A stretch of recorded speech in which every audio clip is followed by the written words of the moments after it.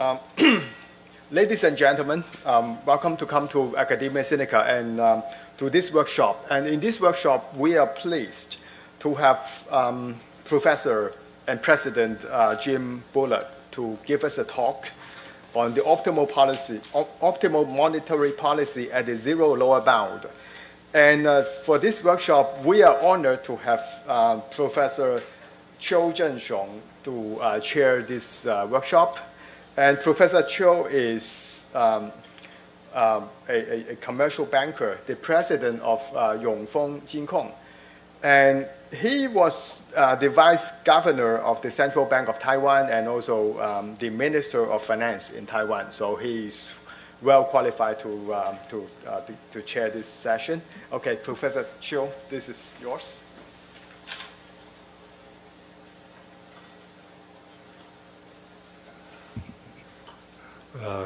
Dr. Bullard and Director Chen, Dr.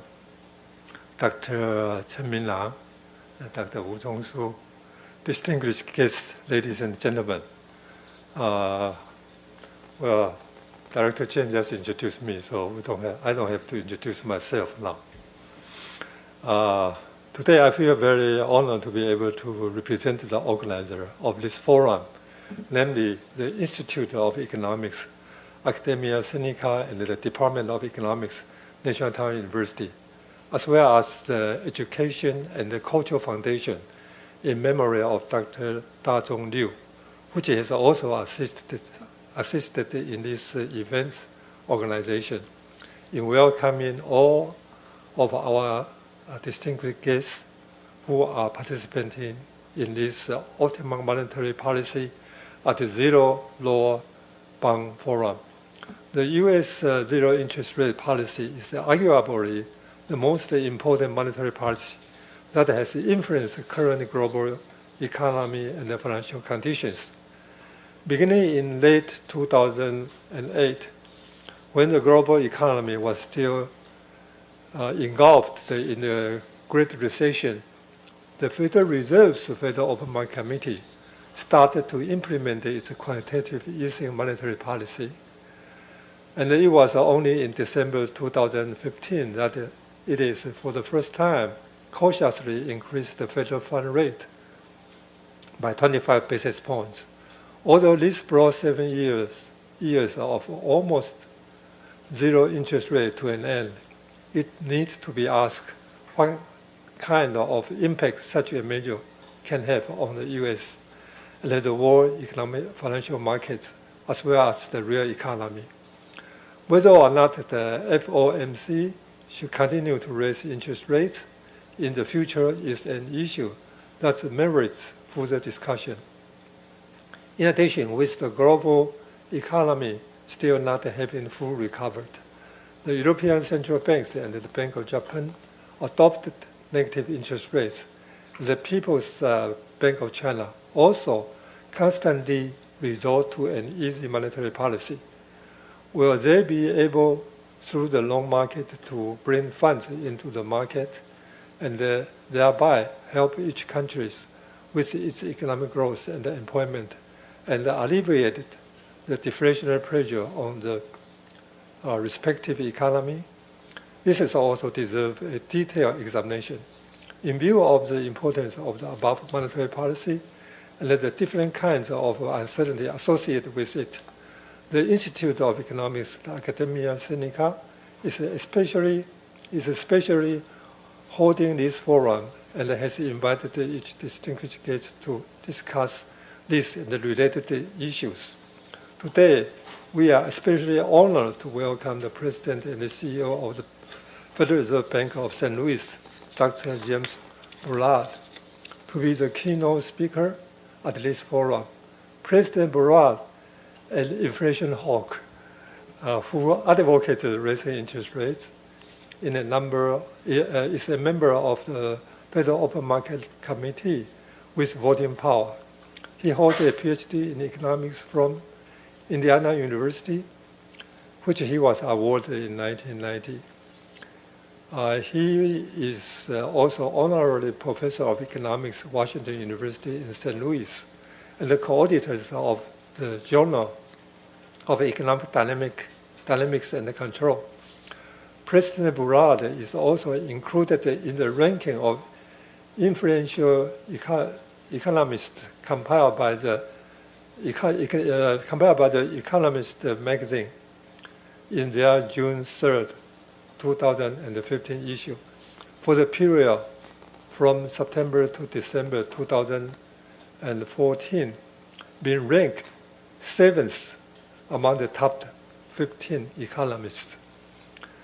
President Bullard is a distinguished central banker who understands the current monetary policy and its impact. We frequently benefit from his wisdom and insights when he is interviewed on Bloomberg programs.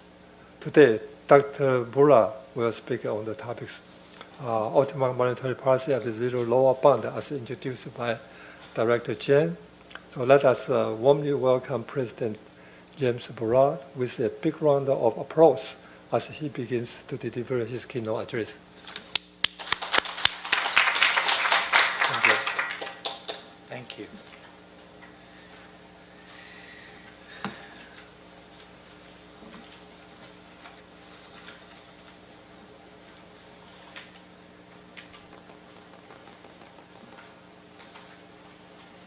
Oh, no color.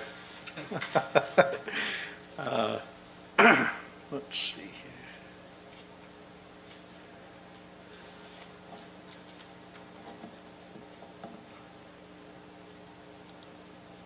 There we go. Okay. And then how do I go back? I go back here? Yes, There you go. use this Oh, remote bus. this is better. Sorry, excuse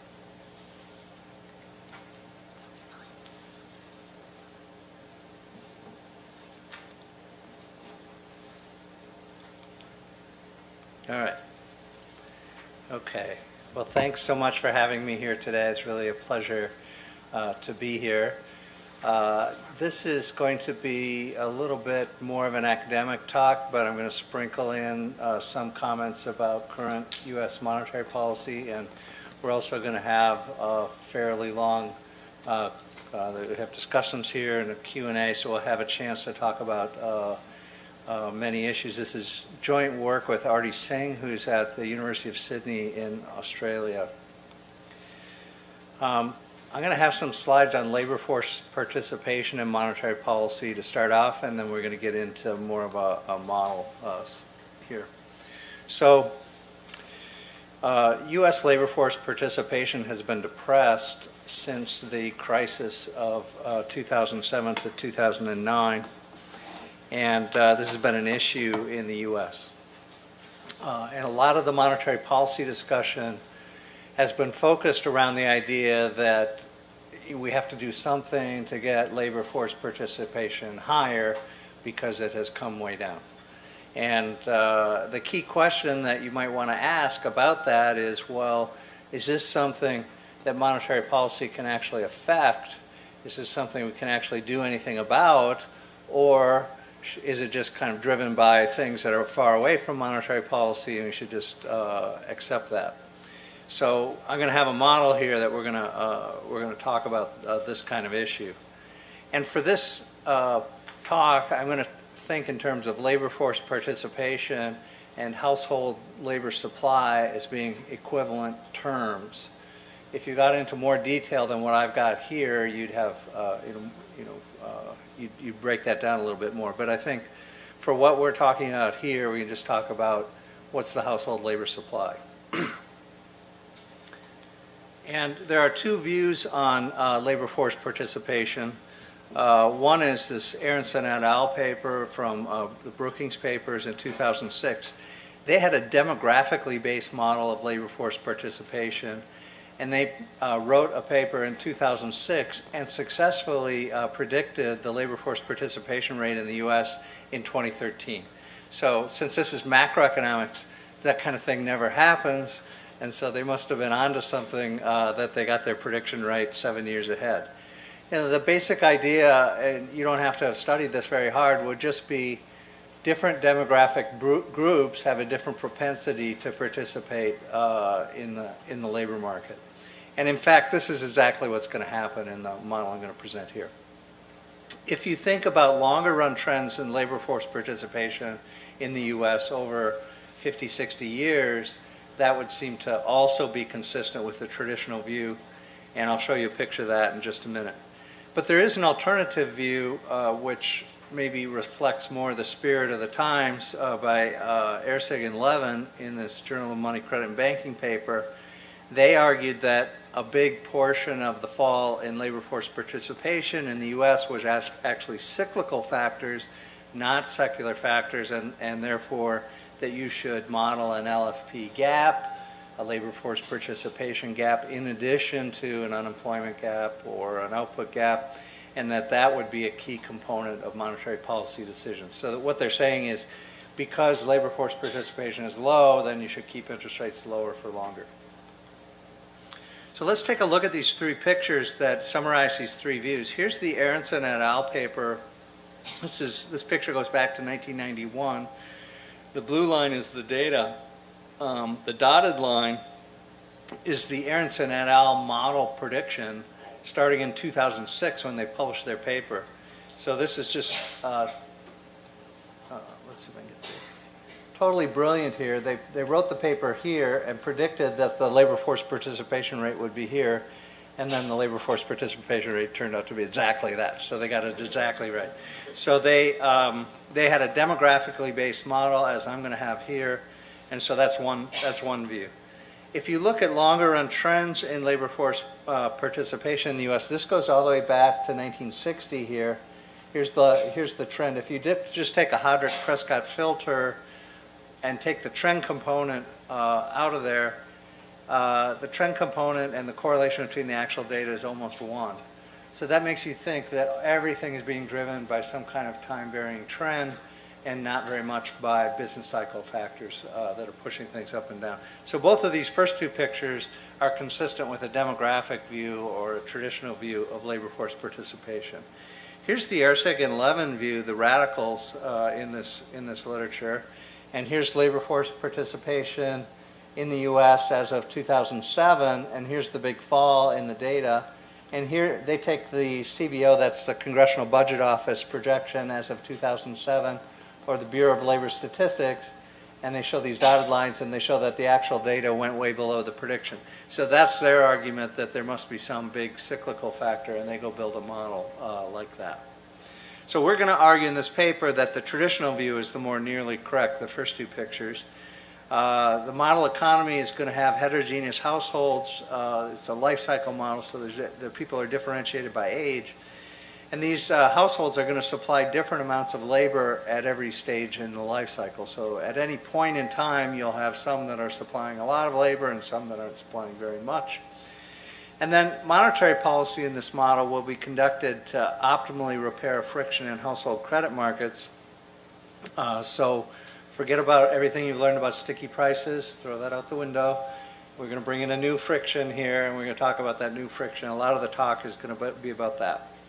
And then the whole point, I guess, of this is that this right here, is that in this model, the optimal monetary policy can be conducted independently of household labor supply decisions. So it's very consistent with the traditional view. Monetary policymakers like me just go on about their business and they conduct monetary policy, and you let the household supply their labor, and that's a different and separate track in the macroeconomy.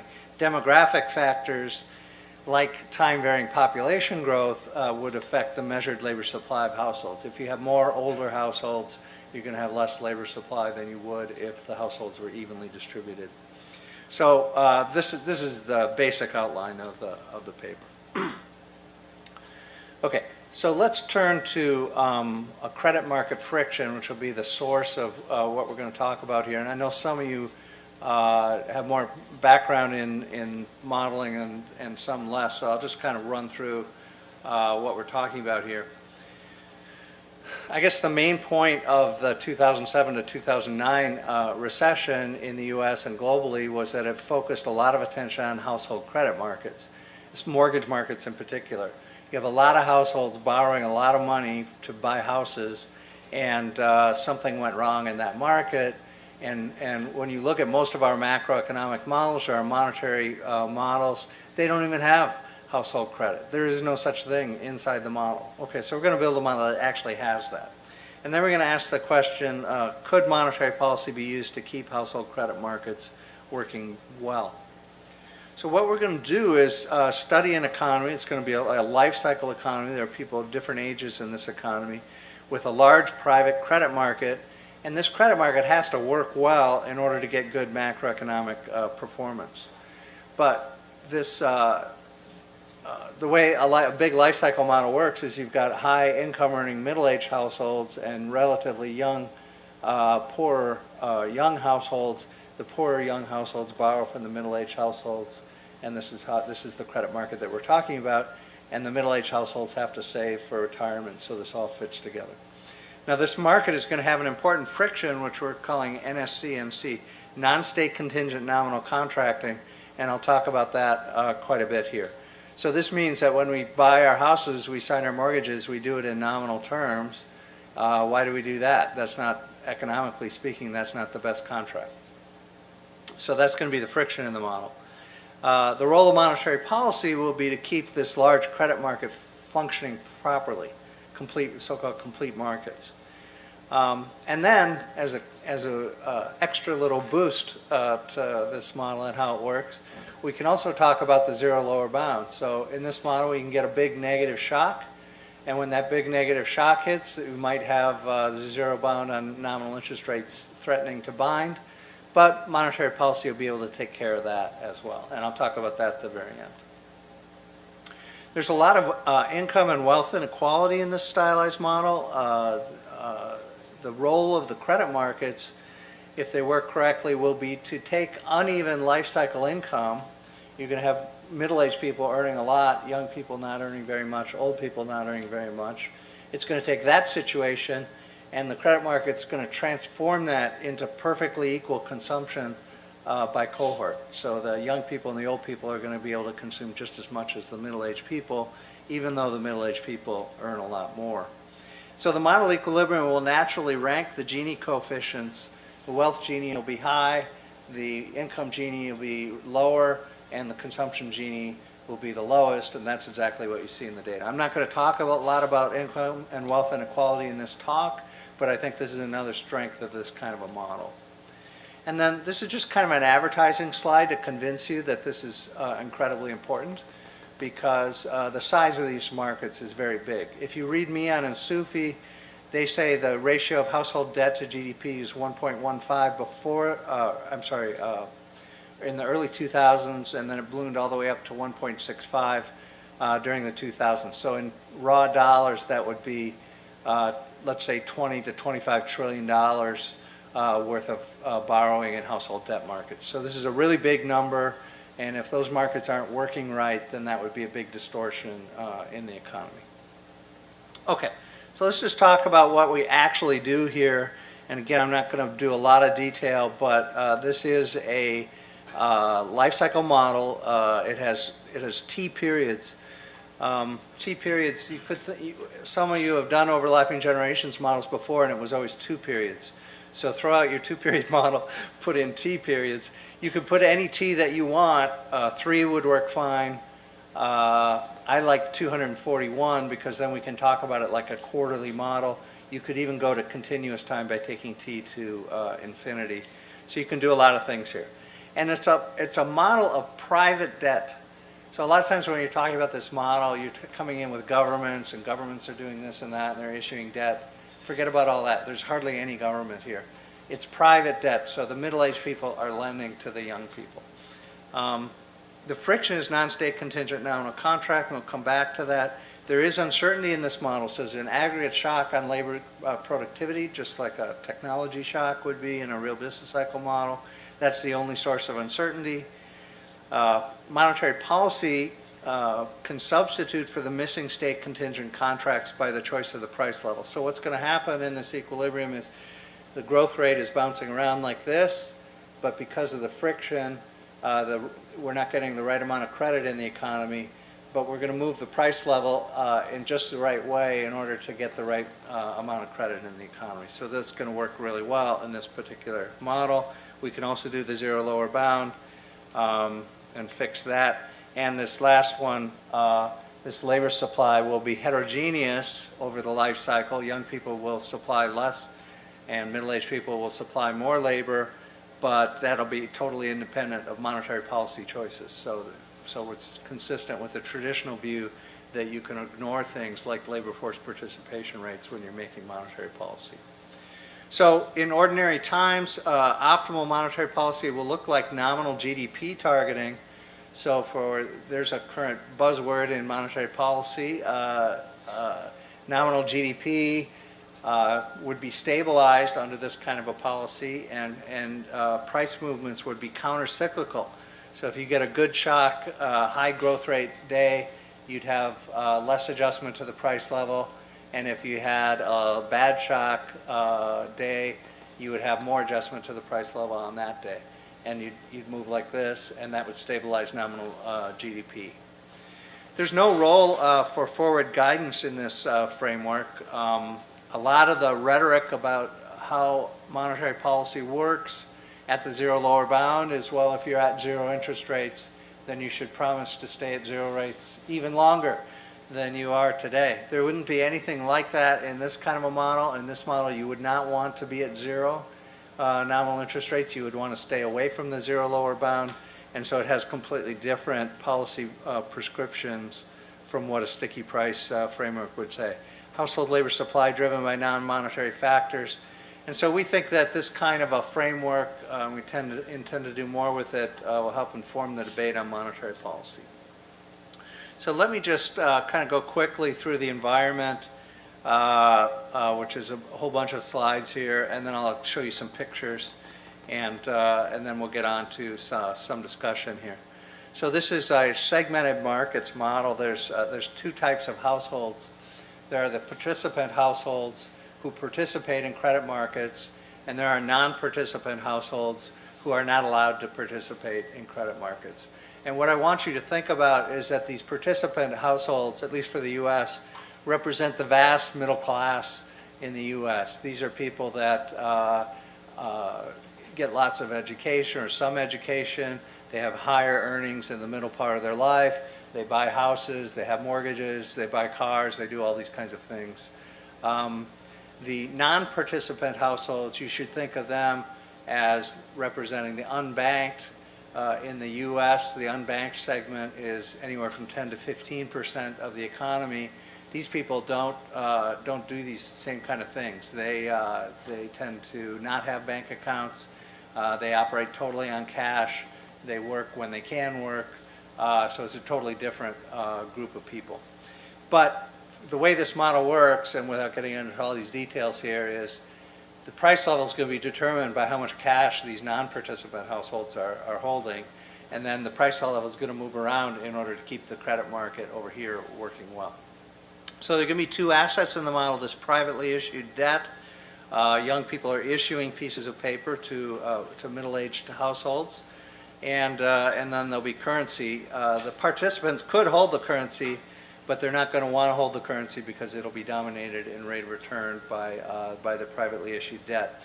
And so only the non-participant households are going to hold currency. They're going to hold it because it's the only asset that they have that they can hold. And then we're going to do everything. I know there's some students here that's we're going to do everything in log preferences with no discounting. So this means consumption, this means leisure, and this is a weight on consumption and a weight on leisure. And then you sum this all the way up to however many periods you want in your model, up to T. That's the preferences of the household.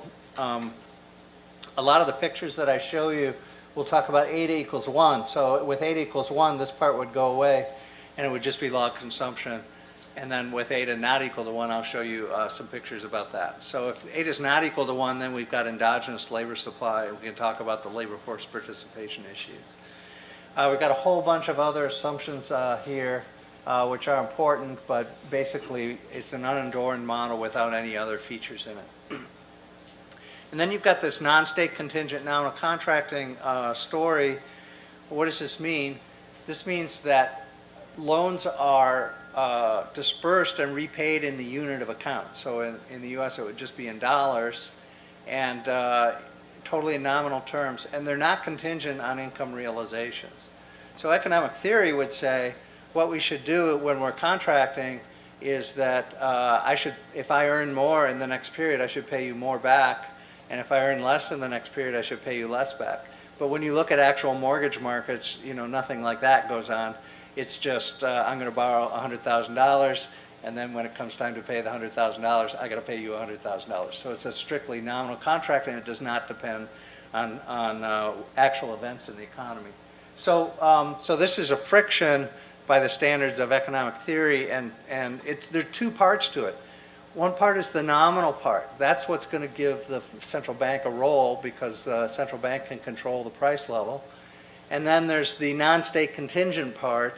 That's the part that makes it a friction, because you're not making your repayment contingent on the actual state of the economy. And this is a little bit about the stochastic structure. So the real wage here, to make things simple, just evolves over time. And this part here, the gross growth rate of the real wage, is a stochastic process. And this looks a little complicated, but it's just an AR1 process. This is the serial correlation parameter.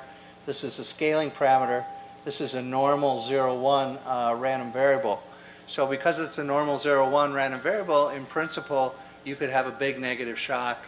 If you get the big negative shock, you're going to hit the zero bound, and we can talk about that. I think an impressive thing about this framework is you could probably stick any stochastic process in here that you want. It's not very restrictive in that sense. There are no approximations here or anything like that. There's a timing protocol, which is critical, which is just that nature moves first, and then the central bank gets to move after nature. So the shock is revealed to me as a policymaker, and then I get to set the price level in response to the shock. That's incredibly important in how this works. There's a life cycle productivity profile. So when you come into this model as a 20-year-old, this is the life cycle model, you're handed a productivity profile that tells you how many productivity units you're going to have to be able to sell on the market at every date in your life. This productivity profile, we're going to make it very stylized and very symmetric. So here's the picture, and this is a critical picture for understanding how this works here. When you come in as a 20-year-old, you have almost no ability to go out in the market and make money. But when you're in your peak earning years, in the middle of life, you have plenty of ability. And then when you're near the end of life and drooling on yourself at the rest home, then again you have very little ability to earn any income. And you know this when you come in. So what you're going to do is try to take this income and get some, and through credit markets you want to be able to consume over here and over here. This is where the income inequality would come. So the way this model works is that the income earned at any date would just be this profile multiplied by the real wage. So you're going to have a whole bunch of people here that are earning a lot, and a whole bunch of people over here and over here that aren't earning very much. And in fact, 50% of the people earn 75% of the income. And this is important to understand what's going on. So in the stochastic model, the wage is moving around. So what happens when the wage moves around? Well, if the wage goes up by 10%, then the income earned goes up by 10% just like this. So it's all very proportional. So, and if the wage went down, then this thing would shift down. And then I'm just going to talk for a few minutes about getting a money demand in this model. You've got these non-participant households. They're very different households. So the non-participant households only they don't have that productivity profile that I just showed you. Instead, they're just endowed with productivity every other period, every odd period of life, and then they want to consume in the even periods of life. So they're going to work intermittently, and they're going to save all their income that they earn on a day when they work. They're going to hold that. They get paid in cash. They hold the cash till the next day, and then they use that to consume the next day. So this generates a demand for cash in the model, and that's kind of the only role of this group. So the central bank can print the currency then and give it to these households or sell it to these households, And you can figure out the currency demand, and you can figure out the price level, and the central bank will completely control the price level. So one way to think about how this works is that the central bank just completely controls the price level. And then there'll be a nominal interest rate. So for the participant households that are doing their mortgages and stuff, they're going to decide what the nominal interest rate has to be, and it's going to be this formula here. So it's going to depend, this is a negative here, so this is going to depend on the expected consumption growth rate and the expected rate of growth of the price level. And we're going to make sure that this thing's always away from zero. And what is the central bank trying to do? They're trying to make the credit market work well, and at the same time they're trying to hit an inflation target that's not too high. And then there'll be, we're only going to look at stationary equilibrium in this economy. So let's look at some pictures on balanced growth, and once we get the balanced growth pictures, we'll have most of the story here. So here's what happens along a balanced growth path. These are so I've got a 241 period model here. So this means there are people of every age between 0 and 240. It's a quarterly model that's like 60 years divided into quarters. Here's the middle of life. Here's the end of life. Here's the beginning of life. That is not quite zero there. That guy has to borrow a little in order to be able to consume. This is the borrowing that's going on in the society. The guy that's maximally indebted is about 35 years old. And then the guy that has the most assets is about 65 years old. So the wealth inequality, financial wealth inequality is also going to be very high in this model because half the population is indebted. So only half the population is holding all the assets, and those are concentrated among the guys that are right at retirement age. So this picture is very important to understand what's going on. These guys are lending to these guys over here. That's how this model works. We've made it very stark by making special assumptions, but this would go on in any life cycle model. And then suppose the wage goes up one day. Well, what happens here? Oh, well, these guys all borrow more, and these guys all save more. So then you still get this balance between the savers and the borrowers. And then if you look along the balanced growth path at what happens for consumption and income, so this is the income would be if the wage was equal to 1, but because people are borrowing and lending, the amount that they get to consume is actually this horizontal line here. So the guy who's just coming in, a 20-year-old guy, the 50-year-old guy, the 80-year-old guy, they all get to consume exactly the same amount. Exactly the same amount. So this is the critical thing about this model. It's as if every person that's alive today has an equity share in the economy. Equity share contracting is known to be optimal contracting, provided preferences are homothetic as they are in this model. So this idea that everybody's got, Taiwan's going to produce a certain amount of GDP this year, and every household has a share of that GDP, and therefore everyone gets to consume exactly the same amount, even though income, some people are earning a lot of income, some people aren't earning very much income. So this is what credit markets are doing for you. They're completely solving the point-in-time income inequality problem in this model. Now, this paper has an aggregate shock, so wages are moving around, but that's okay. Everything moves in proportion. If you got a 10% higher wage one day, then income would go up like this. Consumption would also go up to this blue line, but it would still be equalized across all households. So the fact that it's stochastic doesn't really change this property of the model. And so you can imagine what's going on in the stochastic model. Every day this curve is bouncing around. Every day this consumption amount is bouncing around because there's stochastic wages. What about household labor supply? I told you at the beginning all this household labor supply issue. So we did a picture here with eta not equal to 1. So eta at 0.5, let's say, means that households care some about their labor supply. And what you get is this hump-shaped labor supply over the life cycle. This is guy number 0, guy number 240 over here, guy number 120 here. So the guy in the middle of life, the peak income earner, that's the guy that supplies the most labor. This is the percent of available time devoted to the workplace. So this guy might work 60% of available hours. This guy over here only going to work 10% of available hours. This guy over here also only worked 10% of available hours. And if we did more extreme cases, these guys wouldn't work at all, and these guys wouldn't work at all, and these guys would work a lot.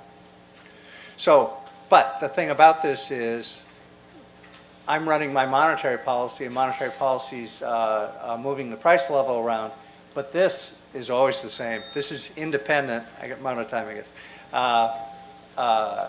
Yeah. Okay. This picture is independent of monetary policy and independent of the shock. So it's just, all it depends on is what stage of the life cycle am I at. If I'm in my peak earning years, I'm going to work a lot. If I'm not in my peak earning years, either at the end or the beginning, I'm not going to work very much. This here is the leisure. It's just the complement here is the leisure. So people like me in the middle of their life, we don't take any leisure time. We work like dogs, you know. And people like some of you in the beginning of life, you're taking a lot of leisure time. Okay, I said all this. Okay, what's the key implication for labor supply? The key implication would be that hours worked and population growth should be highly correlated, as they are in the data. I'm going to show you that picture. And also, if you had an economy, a lot of people talk about aging labor force in all countries, many countries. If you had an economy that had more old people, well, they're going to be lower labor suppliers, and so you're going to get less labor supply out of that economy than you would if there was an even distribution of workers across the life cycle. And so here's a picture of the US data. This is the Hodrick-Prescott filter trend for population, and this is the Hodrick-Prescott filter trend for hours, total hours, and indeed the correlation between them is 0.99, it's kind of what you'd expect. And then as the US population started to age, this thing started to flatten out. This model would also make a prediction about that, that it would be like that. We've made careful choices of assumptions here that make the gross real interest rate exactly equal to the gross output growth rate in this economy. That makes everything really clean and clear. And you get this equity share feature in this economy. You get a nominal interest rate, which is always positive in this economy. Let's see, if you allowed these aggregate shocks but didn't have the friction, then what would happen is that the real interest rate would be equal to the output growth rate period by period. This is the realized value of the shock process. So you had a high growth period, the real interest rate would be high. You have a low growth period, the real interest rate would be low, and this thing would bounce around, and that would give you the perfect allocation of resources. This is without the NC friction. If you bring the friction back in, policymaker has to do something in order to get back to that allocation of resources. And the thing that they have to do is this policy rule here. So there is kind of a Taylor rule in this model. It's not the Taylor rule that you're used to. It's a different rule. It's a rule that says how you should adjust the price level period by period. So let me just talk through this for a minute. We have a price level last period, and then my decision as a policymaker is how should I set the price level this period in order to get this optimal allocation of resources.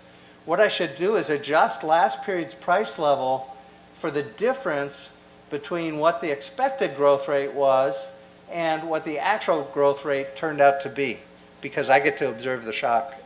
And so this will be a small adjustment here. I'll make this small adjustment every period, and I'll get the optimal allocation of resources. So there's more here, and I'm going to stop. We can also handle the zero lower bound. I'm not going to talk about that here, but we can handle that. And I'm just going to conclude. So the idea is that monetary policy, a lot of the rhetoric around monetary policy has been that we're helping credit markets to work better. And in this model, you actually have a household credit market that doesn't quite work properly, and you actually are helping credit markets to work better. So it's good It's a good paper in that sense. Here you'd want to keep the nominal interest rate positives, not at zero, and this is in stark contrast to what policymakers have talked about in the last 5 years, which has been the idea that when you're at the zero bound, the new Keynesian idea, you're at the zero bound, you want to stay at the zero bound. This paper doesn't say that. It says, no, you want to keep away from the zero bound. And you do have household labor supply here, but it's independent of monetary policy choices, as the traditional view of this issue would indicate. Okay. I appreciate your kind attention, and so thanks very much, and thanks for having me in.